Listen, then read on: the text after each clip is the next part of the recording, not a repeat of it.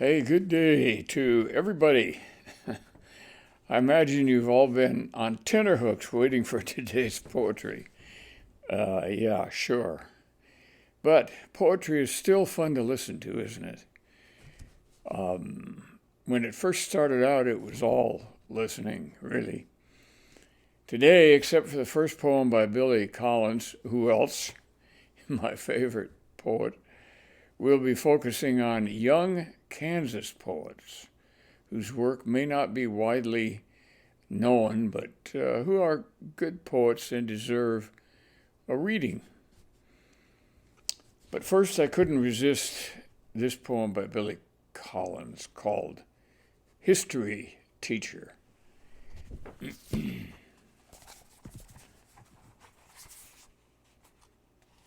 This is from Billy's book, Sailing Alone Around the Room. And it's a good one. The history teacher, trying to protect his students' innocence, he told them the Ice Age was really just the Chilly Age, a period of 1,000,000 years when everyone had to wear sweaters. And the Stone Age became the Gravel Age, named after the long driveways of the time. The Spanish Inquisition was nothing more than an outbreak of questions, such as, how far is it from here to Madrid? Or what do you call the matador's hat? The War of the Roses took place in a garden, and the Enola Gay dropped one tiny atom on Japan. The children would leave his classroom for the playground and torment the weak and the smart, mussing up their hair and breaking their glasses. While he gathered up his notes and walked home past flower beds and white picket fences, wondering if they would believe that soldiers in the Boer War told long, rambling stories designed to make the enemy nod off. Well, if you think that's pretty unbelievable, I would mostly have to agree with you. But I did read an article in today's Wall Street Journal, and it was about a professor at one of our major universities who had just published a book. The author of this article wanted it to remain anonymous because he didn't want the author to be too embarrassed. But what he did was he took some excerpts from this new book and he reprinted them. And it was a form of modern literary criticism in which the language was turgid and completely indecipherable. And so I think we're very lucky in the state of Kansas to have poets writing for us who are neither turgid nor indecipherable. And these are mostly young people that I'm going to read for you here. And the first book is Driving Together, Poems by Tyler Robert Sheldon. And those are his hands, not mine, at the bottom of the book. Just a little bit about this fellow. He is, I guess you could say, a former Kansan. He now lives in Baton Rouge, Louisiana, where his wife is the artist Alexandria Arsenault. Did you ever hear a better Cajun name than that? No wonder they're in Baton Rouge. Anyway, Tyler has he has a liking for birds and squirrels, and I share that with him. I love to watch birds. And I probably ought to belong to the Audubon Society, but shamefully I don't. Anyway, the poem I'm going to read you today is called Showing Off. This squirrel is smart. Eyes me. Levers precisely onto the ledge of the narrow sparrow feeder swinging from his tree. He steps, misses, drops into blue stem. He emerges moments later, ruffled red, a perfectly executed performance. And I don't know how much squirrel watching any of you do, but I've watched the little buggers for many, many years, and I've seen them perform some classic jumps from tree to tree and from tree to ground while I'm trying to herd them away from ripening apples and other delicacies that they they love to eat and get to before you do. But they always land on their feet, and if I had a fraction of their sense of balance, I would probably be a trapeze artist instead of a would-be poet. Anyway, thank you, Tyler Robert Sheldon, for that wonderful description of a squirrel. Now, the next poem I'm going to read is from this book by Melissa Fite Johnson. It's called While the Kettle's On. And this book was selected as a Kansas notable book by the State Library of Kansas several years ago. And this young lady has a master's in English Lit from Pittsburgh State and teaches English at Pittsburgh High School. You know, those students are very lucky to have her. And she and her husband, Mark Johnson, live in Pittsburgh, it says here, with their dog Knuckles and several chickens. This is a book about homemakers and gardens and all sorts of things that real people are connected with and are interested in. And the poem I'm going to read from this book is called My Grandmother's Garden for Oma. And that's the epigram. And I'm pretty sure that Oma is Melissa's childhood name for her grandmother. Before visiting her this summer I turned 10, I liked dandelions best. Though they weren't flowers you'd buy at the store, you could wish on them without it having to be your birthday. But in her garden one morning, my mind changed when she showed me her favorite, the hibiscus, the flower of an hour. I watched her touch a petal gently with hands I knew were leathered inside her yellow gloves. Her voice became a whisper, and she wore the expression I imagined she had the day my grandfather knew he loved her. That's a poem that kind of catches you by surprise at the end, doesn't it? Which is what I like in poetry many times. The grandfather has never appeared in the poem up until the last line.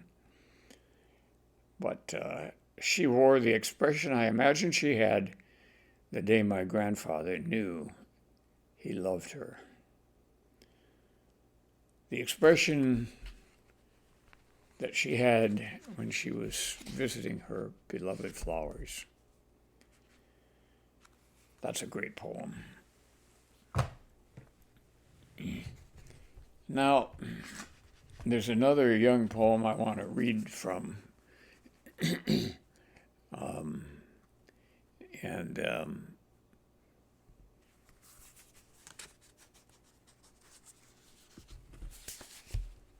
it's by Jamie Lynn Heller. It's called Domesticated, Poetry from Around the House. This is a young lady that has this book published by Finishing Line Press, I guess it's called. There's a lot of these little publishers around that publish small books. And this young lady is just starting out. The book has a stapled spine. It's not a big book, but it has some wonderful little poems in it. It says on the back of Jamie Lynn Heller that she uses poetry as her caffeine. With an active family and a high school counseling career, it's a highly productive day when she can squeeze in a half hour or so to write. She grew up in Kansas City and was educated in Kansas City and Lawrence, and also earned her bachelor's in secondary education from K-State. She now lives in Kansas City, so she is a Kansan through and through.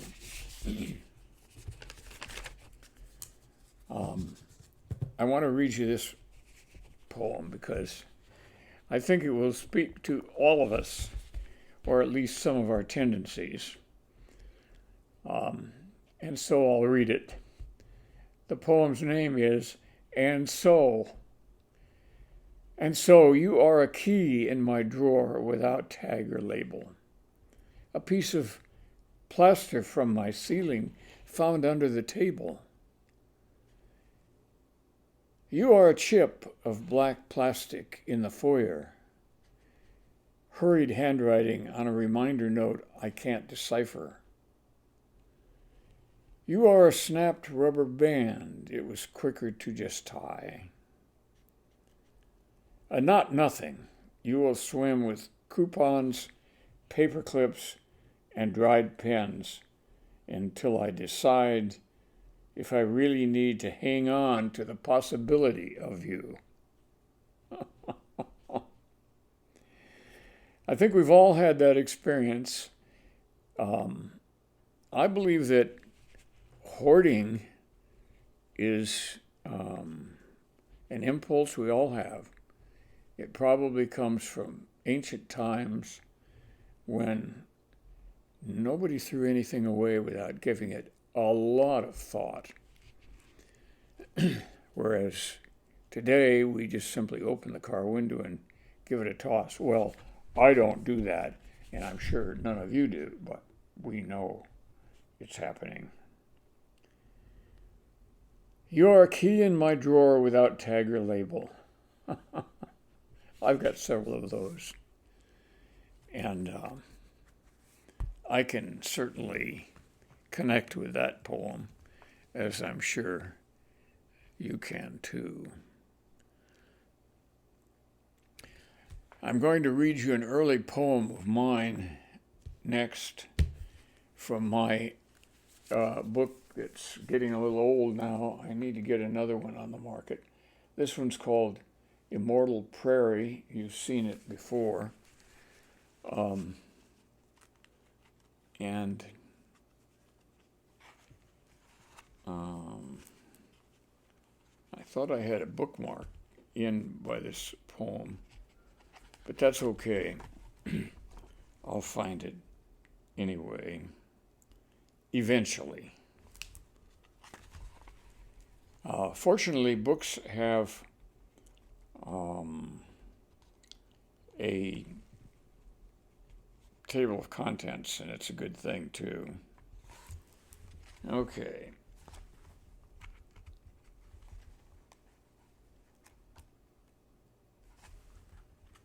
This poem is on page 47, and it's one of my earliest poems.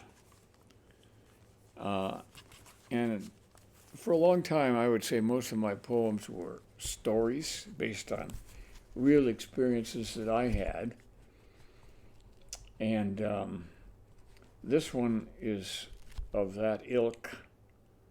It's called Ray's Wall. 85 feet of native limestone blocks he cut and laid up with a fierce and impoverishing pride. Straight back from the road on the downhill side, shouldering into the hill to come up to keep it there, John, the sculptor, the artist, gave it a critical look. It will heave and fall without mortar or rods. Ray smiled and wiped the sweat from his curly hair. $50 says it won't move 2 inches in 10 years. It was a deal, and they shook on it. I marked the place. Now I'm there with a level and tape to keep their word. The wind sighs softly in the cedars that are my witnesses. Do the dead remember? Why am I curious about these stones? The level comes to rest, and the tape settles the matter. Something there is that loved this wall and kept it true. As you may have guessed, the characters Ray and John, and I've given them their real names. I won't give you their last names. But they were artists and craftsmen of Topeka many years ago who really took pride in their work. They're both gone now, and so it was up to me to prove back in the day that when I wrote this poem that the wall was still as Ray claimed. And it was. Amazing story, I think. That's it for today. Next week, who knows?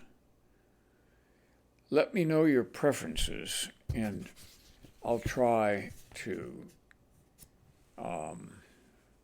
honor them whenever I can. But just remember, I have to like it too. You've probably figured that out by now.